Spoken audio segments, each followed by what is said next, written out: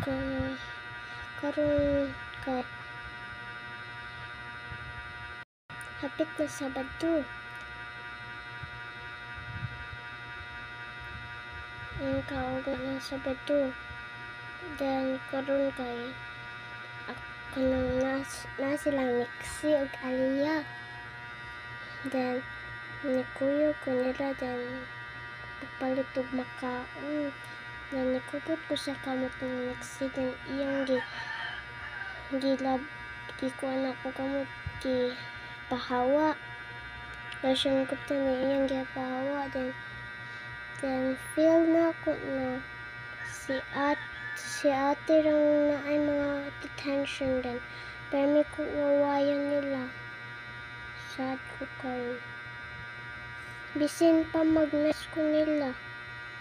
Sila kay si Pedro pangaway na ako. Bisin ibang ganahan niya akong ate. Then basin ako anak ko kay bad ko na ate kay basin bati ko na ate.